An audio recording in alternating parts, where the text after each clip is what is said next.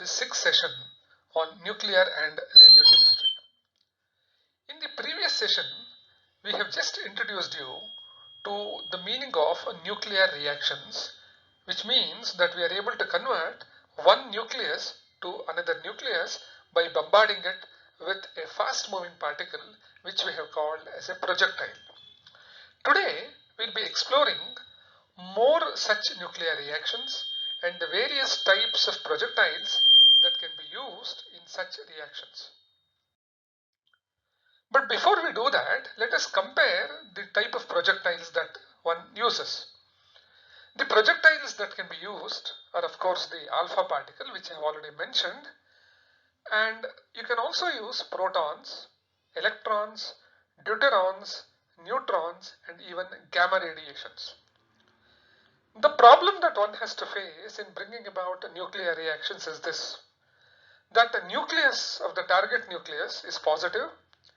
The projectile that we are sending across has to collide with this nucleus. Now, collision can take place only if the two nuclei, that means the target nucleus and the projectile nucleus, meet one another. Alpha particle is a nucleus of helium. Proton is nothing but a nucleus of hydrogen. Of course, you can also call it as a single proton. Deuteron is a nucleus containing one proton and one neutron, so on and so forth.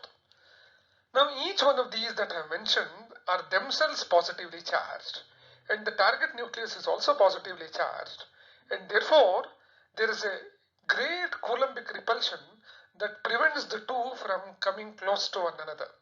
Hence, for the projectile to approach and hit the nucleus and collide with the nucleus, target nucleus, it has to have very high kinetic energies. The alpha particle or the proton or the deuteron that are emitted from radioactive sources do not have such very high kinetic energies. Therefore, scientists take these projectiles and accelerate them using particle accelerators. So they are given extra energy by using huge magnets, and these projectiles will now become extremely fast moving, and they are able to now overcome the repulsive Coulombic repulsive force that the target nucleus exerts. Because the naturally produced projectiles have low kinetic energies, they can target only lighter nuclei, and therefore some of the early transmutations involved only lighter nuclei like that of boron or aluminium or silicon, so on and so forth, but they were not able to bring about the transmutation of heavy nucleus, because once the nucleus becomes heavy, the number of protons also increases, and therefore the positive charge increases and the extent of repulsion also increases. Having said that, neutron provides an ideal opportunity for us. A neutron, whether it is emitted by thermal sources or from another radioactive source, is neutral. In other words, it does not have either a positive charge or a negative charge, and therefore it can easily penetrate through both the electronic atmosphere outside the nucleus and also into the nucleus. Hence, it is possible to use slow moving neutrons. Please note this. It is possible to use slow moving neutrons to bring about artificial nuclear reactions. Hence, in nuclear fission, which we will cover extensively in a few minutes, the projectile of choice is not the alpha particle or the proton, but it is the neutron. So neutron is cost effective. It can be used in a slow fashion. You need not accelerate the neutron using a particle accelerator. That saves you enormous cost, and hence in nuclear fission reaction, the ideal projectile used is a neutron. Now let me consider a few examples of the various projectiles that scientists have used to bring about nuclear reactions. Historically, the first projectile used was the alpha particle, and I will repeat the first nuclear transmutation that was brought about, namely the bombardment of nitrogen 14 with oxygen 17 and a proton.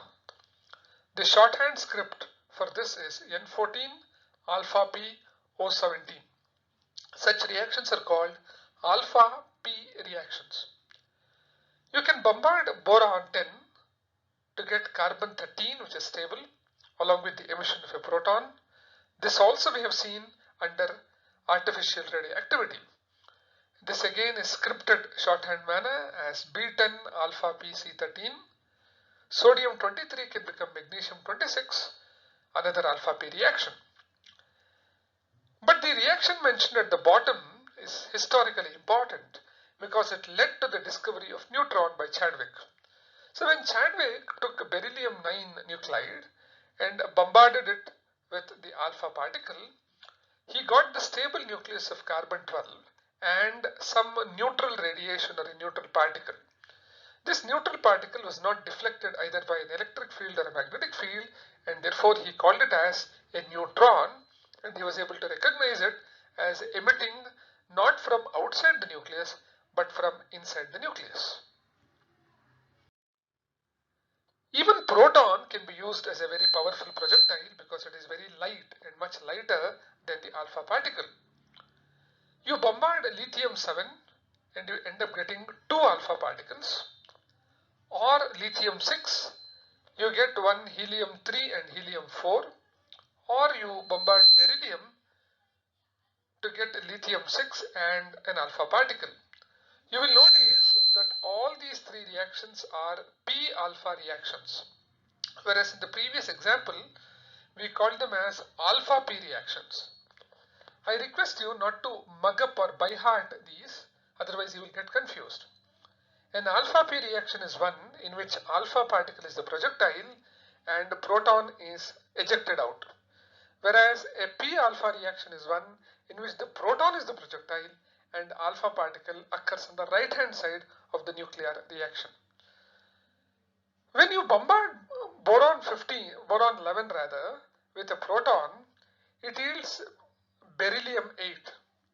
The beryllium 8 itself is unstable and it disintegrates, forming 2 alpha particles, with the net result that you have 3 alpha particles which are emitted.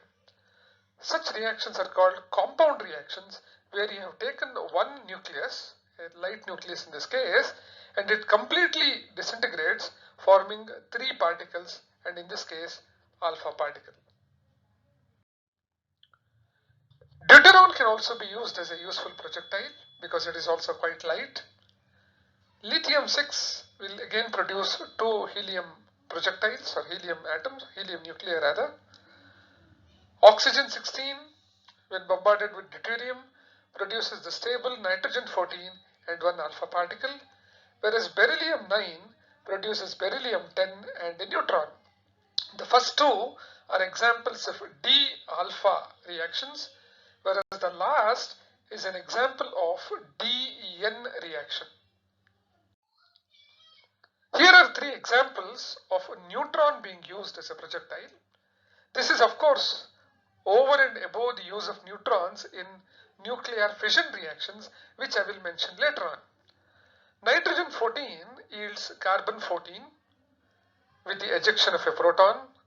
Aluminium 27 yields magnesium 27, and aluminium 27 can also yield aluminium 28. The first two are NP reactions, whereas the last is a N-gamma reaction, because gamma particle or gamma radiation is emitted during the course of this reaction. Gamma radiation itself can be used to bring about nuclear disintegration. In this case, what happens is that the target nucleus absorbs the electromagnetic gamma radiation, becomes excited. Now, beryllium 9, for example, forms the metastable or the unstable beryllium, which disintegrates, forming beryllium 8-4 and N10.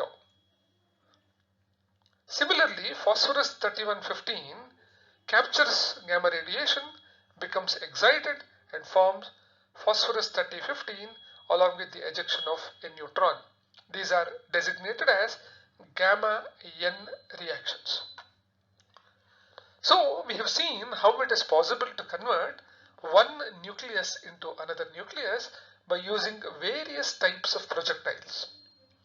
These projectiles, to be effective, particularly when they are charged, have to be accelerated to high velocities and to achieve high kinetic energies. Now this is possible only by using particle accelerators of various types. We now come to perhaps the most important topic of nuclear chemistry, namely nuclear fission. The word fission implies that you are breaking up something.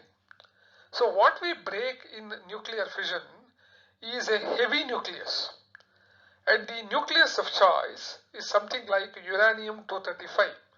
So we take a very heavy nucleus of uranium-235 isotope. We bombarded it with a slow-moving neutron.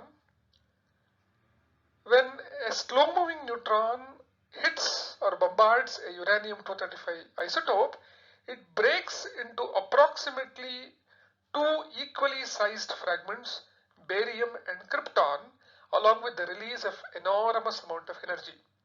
So this process, where a heavy nucleus breaks into two smaller nuclei of approximately equal size, along with the release of large amount of energy, can be called as nuclear fission, because we are bringing about breaking of the nucleus. Of course, the description that I have given just now looks very simplistic, because in addition to barium and krypton, you also have 90 other fragments that are formed. But broadly speaking, the nuclear fission reaction of uranium-235 can be represented like this. Uranium-235-92 captures one neutron, forming barium-141-56, krypton-92-36, and emits three neutrons along with large amount of energy. It is interesting to note that you are bombarding uranium with neutron on the left hand side and you are getting neutrons on the right hand side. The equation that I have written shows that 3 neutrons are emitted, but on an average 2 to 3 neutrons are emitted for one nuclear fission, and so one can say the average number of neutrons emitted is 2.5.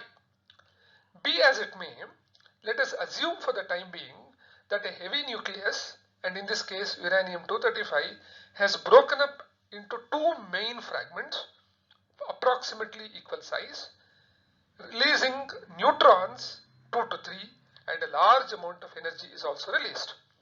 This process is what is called nuclear fission. Now, it is very interesting that you are bombarding something with neutrons and you are getting back neutrons. So what is the implication of the release of neutrons on the right hand side? The implication is that, you can pay your attention to the picture at the bottom. You take one nucleus of uranium-235, let us say you bombard it with one neutron, you end up getting barium and krypton and say 3 neutrons. Each of the 3 neutrons produced can find another uranium-235 nucleus. Suppose one neutron hits another uranium-235 nucleus, breaks it up, forming barium and krypton and forming 3 more neutrons. The second neutron here can find another uranium nucleus. The third can find ideally another uranium nucleus. And so in each case, for every neutron produced, it will hit another uranium nucleus, producing 3 more neutrons. Each of these neutrons produced, in turn, will find another uranium nucleus, break it up and produce more neutrons. So in this way, a continuous self-sustaining chain reaction should be produced. So all you need to do is to take an atom of uranium-235, just one atom, put one neutron and just wash your hands off. So essentially, the reaction has to sustain itself and it has to go on continuously. So therefore, nuclear fission is a chain reaction. It is a reaction which once started will continue to happen as long as there is uranium-235, even when the source of neutron is removed. Of course, we have to ask ourselves, is this practically feasible? Theoretically, it looks so, but is practically feasible. 2 to 3 neutrons are released per fission of one uranium-235 nucleus, but all the neutrons produced do not cause the fission of other uranium-235 nuclei. Suppose 3 neutrons are produced. So what happens to them? Out of the 3 neutrons, let us say 1 or 2 neutrons may be absorbed by other unstable nuclei produced during fission. Maybe a neutron is slowed down. It will be so slow, it will become so slow that it is ineffective during collision to cause fission, or the neutron may simply escape out of the surface of the product that is formed. So because of these 3 reasons, 1, the products that are formed can capture the neutron. 2, the neutron may become too slow to cause fission of another uranium-238 nucleus, or 3, it may simply escape out of the reaction vessel. Because of these 3 reasons, all the neutrons produced will not be able to cause fission. Just imagine, initially, I were to pump in 100 neutrons. 100 neutrons, let us say, each one of them find one uranium nucleus. So 100 neutrons will find 100 nuclei. Each nuclei, let us say, produces 3 more neutrons. So from 100, I have produced 300 neutrons. Now out of these 300 neutrons, say about 90 neutrons are able to continue the fission, whereas the remaining 210 neutrons have become useless in one of the 3 ways that I have described, either by losing their kinetic energy, or by being captured, or coming out of the reaction vessel. So now I started with 100 neutrons, but I now have only 90 neutrons left to continue the reaction. In other words, for every neutron that I am pumping in, I do not have 1 neutron that will continue the reaction. Such a stage is said to be subcritical. So when will a self-sustaining chain reaction occur? It can occur only if the number of neutrons available for fission is more than the number of neutrons initially used to bring about fission. For example, I am using 100 neutrons. Suppose to continue the reaction, 120 neutrons survive out of 300. Then the process will continue. And how do you achieve this? If I pump in 100 neutrons, at least 100 or 110 or 125 has to survive. Now I can achieve this by increasing the size of uranium-235 sample. Why do I increase the size? When I increase the size, the surface area will decrease. When the surface area decreases, most of the neutrons are escaping from the surface, and therefore the number of neutrons which are escaping from the surface will also decrease. So when you increase the size of the sample, at one particular point, a stage will be reached where the number of neutrons surviving for further fission will become either equal or more than the number of neutrons initially used. This size at which 1 neutron is left behind per uranium-235 nucleus is called as the critical size, and the mass corresponding to this size is called as the critical mass. If less than 1 neutron is left behind per fission, then the mass is called subcritical mass, and if more than 1, it is called as supercritical mass. In the numbers that I have mentioned, you start with 100 neutrons. If 90 neutrons are left, then obviously the mass that I have taken is subcritical. If exactly 100 neutrons are left for carrying out the fission, then it is called a critical mass or critical size, and if more than 100 is left, then it is called as supercritical size or supercritical mass. So how do people make the bomb? The atomic bomb is made by taking a subcritical quantity of the fissionable material and suddenly making it supercritical. There are different ways of making it, But let us remember that we are taking that which is subcritical. That means the number of neutrons produced is less than 1 per fission, and you suddenly make it supercritical, so that approximately 2 neutrons are available per fission. Now when you do this, a self-sustained chain reaction will happen. The reaction cannot be controlled, it goes out of control, and an enormous amount of energy is released in a very short span of time. You should bear in mind that the process takes place in 1/1,000,000th of a second. You take a uranium nucleus, you bombarded it with neutron, the neutron produced will find another target uranium that will produce more neutrons, and the process continues. I'm taking 2 or 3 minutes to describe it, but the actual process takes place in an enormously short interval of time. So a large amount of energy is released in an uncontrolled fashion in such a short span of time, leading to great explosion. So this is the principle used in building the atomic bomb. You know very well that the first atomic bomb and the last was used during the Second World War by the Americans, and they dropped it on the two Japanese cities of Hiroshima and Nagasaki. The two bombs employed were nicknamed as Little Boy and the Fat Man. The little boy, whose picture is here, is made out of fissioning uranium-235. It had a weight of 4,400 kg, and it produced energy equal to the oxidation of 15,000 tons of trinitrotoluene. The other fellow, who looks a little big, was made by fissioning plutonium-239, a little more heavy, and it produced more devastation, 21,000 tons of TNT. Of course, the bombing took place in Hiroshima on the 6th of August 1945, and a couple of days later, 3 days later, Nagasaki was also devastated. Now, the person on the left is Robert Oppenheimer, who, among other scientists, was instrumental in running this project called as the Manhattan Project. Let me just take 1 or 2 minutes on telling you how the Americans made this bomb.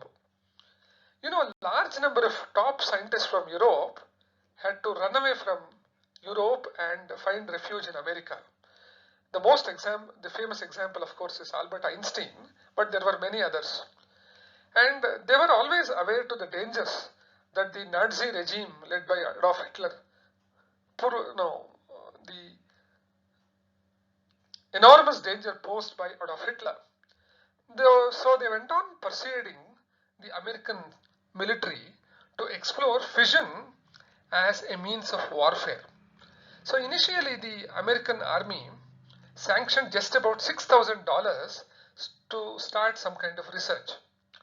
Enrico Fermi was involved in the research from the very beginning, but as the war started in 1939, and as it became very clear to Americans that they also will be drawn to the war shortly, more and more amount of money was invested. Much of the initial work was done in the University of Columbia, which is located in Manhattan in New York, and therefore the project was nicknamed as the Manhattan Project.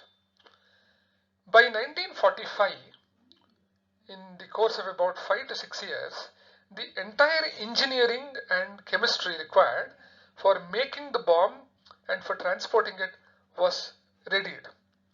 The picture here is the picture of the first test of the atomic bomb done in the deserts of Nevada, and the man behind this was Robert Oppenheimer.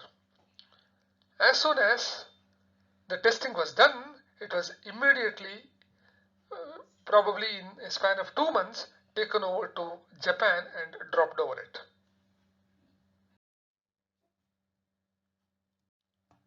It should be possible for us to calculate the amount of energy that is released during fission by using the concept of binding energy per nucleon. The binding energy per nucleon for uranium-235 is 7.6 mega electron volts, and the average binding energy per nucleon for the various fission fragments with mass numbers in the range of 80 to 150 is 8.5 mega electron volts.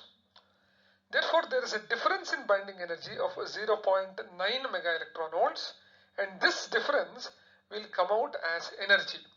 So all you need to do is multiply 0.9 with 235.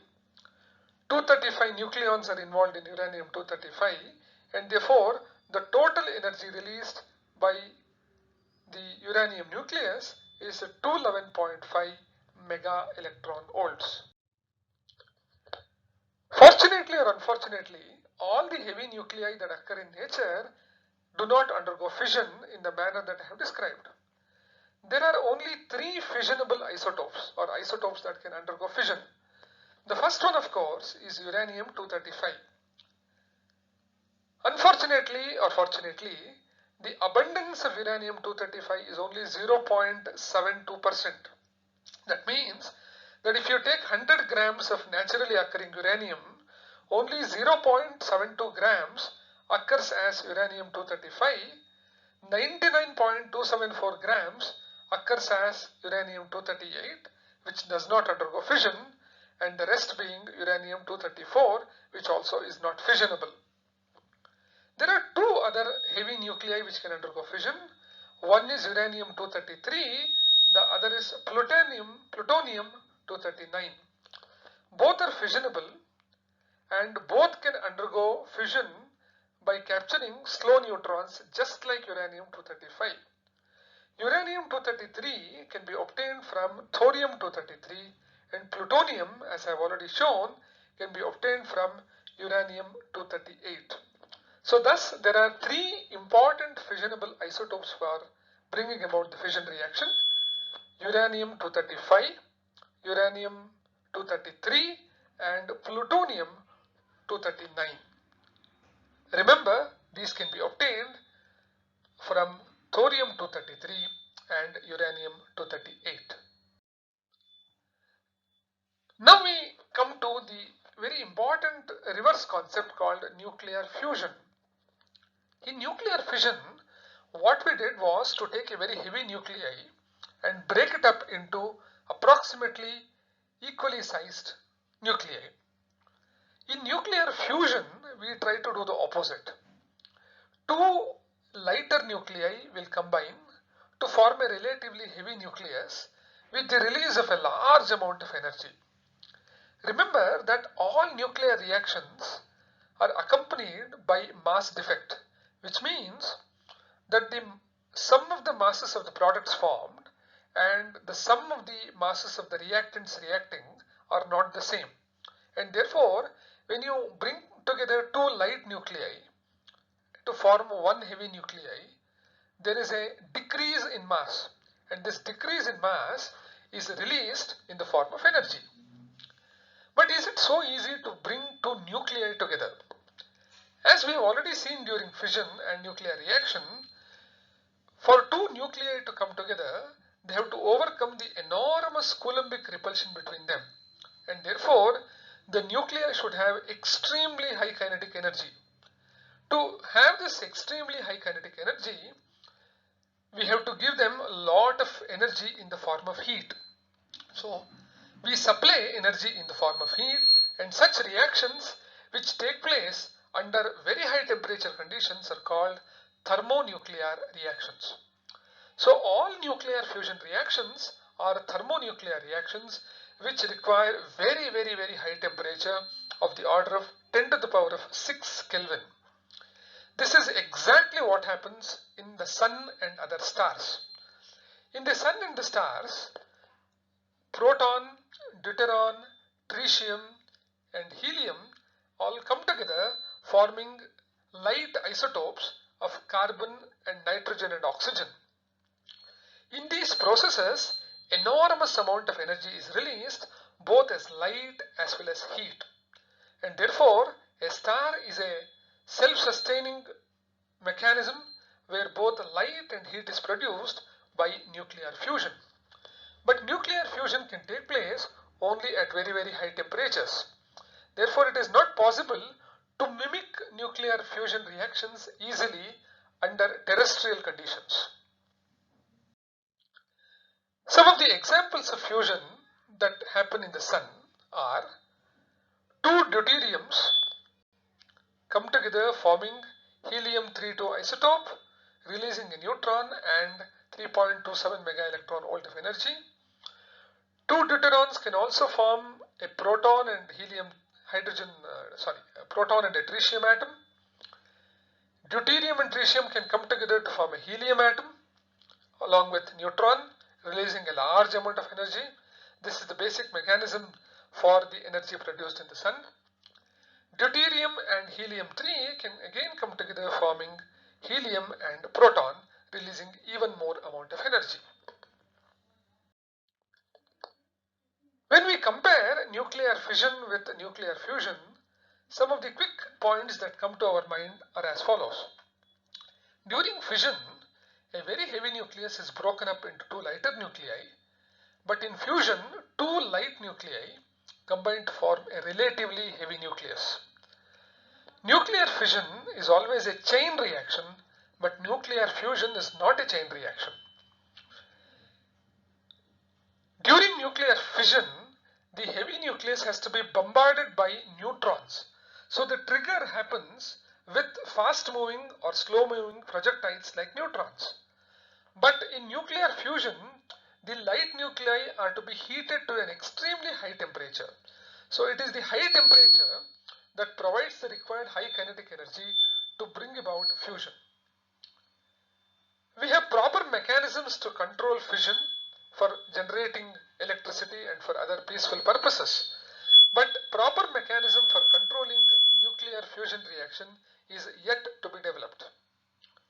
Nuclear fission produces a lot of nuclear waste, nuclear isotopes.